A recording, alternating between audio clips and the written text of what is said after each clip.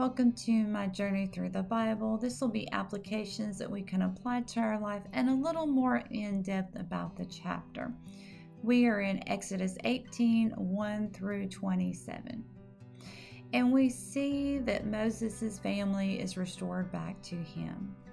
Now, Jethro was Moses' father-in-law, and while Moses had went to save God's people, he left his wife and his children with his father-in-law so that they would be safe. And today, sometimes we have to have separation from our family.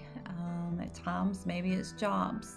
Maybe it's for short periods of time. Sometimes it's longer periods of time, depending on what your job and your mission is.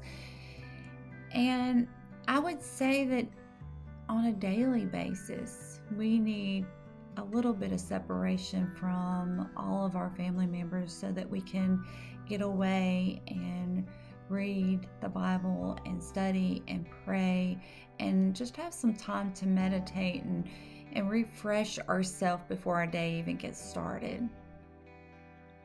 And we see that Moses invites his father-in-law into his tent. Now, the tent would have been a home for the shepherds. This tent would have been made of very strong material, probably made out of goat or camel hair. This would have provided them warmth, and it would have restricted the stormy weathers like the rain and the winds in the winter time. And their tents would have been a lot like ours today, just more sturdier. They would separate the rooms with curtains material, and it's not really mentioned here, but in this time it was usually custom for the women or the wives to put the tent together. This would make them very strong, and we will see when we get in the book of Judges, we'll read about Deborah and some other women that, because of this strength, gave them the ability to do some of the jobs that they did. And I would say many times our family can be the hardest for us to reach sometimes about God. We are to teach our children about God and His way and the stories in the Bible. Now, when our children get older, they may leave. They may not go to church. They may not be in the Word and in their Bible as much. But God promises that He will bring our children back in His timing. God says, raise up a child in the way that they shall go, and when they are old, they will not depart from it. So some children may want to dab their feet in other things and see if the things that we taught them are true, or if that is going to be good for their life and their lifestyle. So if you have raised your children upright and it seems like they're not making God priority in their life, just hold on to the promises that God has given you. Continue to pray for your children and their families as they start their new life. They're just trying to figure things out.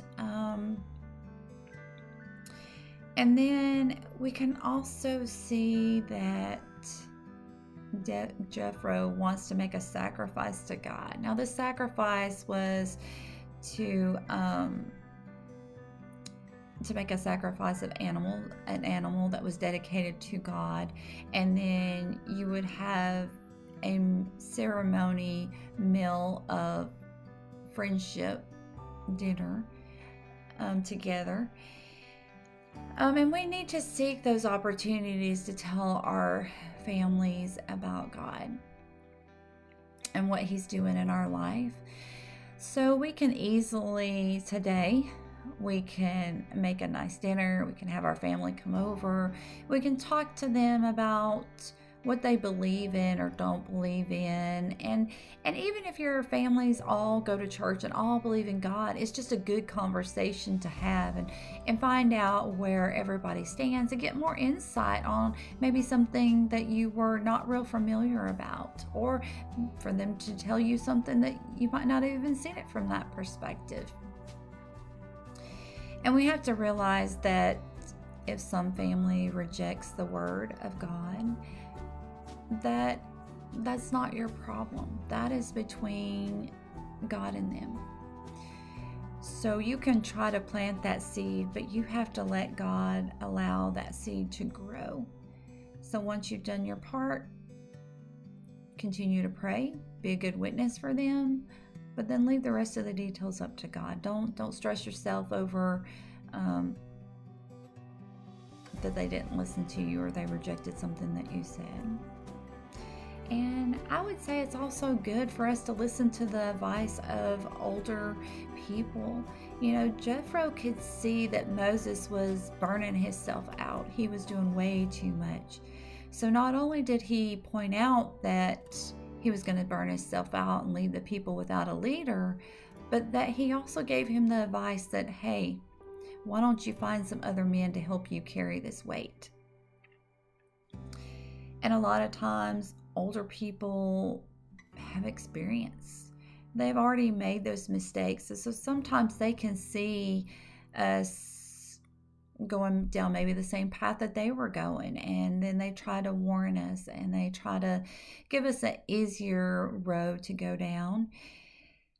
So I think that's much needed today too. In our churches, our priests need trustworthy men. That's why they have deacons, or some call them elders of the church, that are to help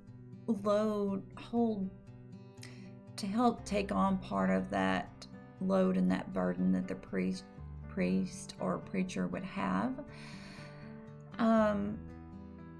And small churches sometimes have a harder time with this, because when there's only a few people, then that means they got to take on multiple jobs. As the church grows, then the load should get lesser and lesser, because hopefully as people join their churches, you would be willing to take on some job around the church. And it won't take you long before you realize maybe where a need is, and that you could fill that need. So the more people there are, the easier it is to manage all the jobs. So, and I would say we can even do this in our homes. We can have our families help us with the chores around the house, and as it's not always left up to mama to do everything. And if we teach our children to do small things, then we can properly delegate jobs and make it more efficient, while also giving them a chance to grow. So may God be with you in everything and in every way.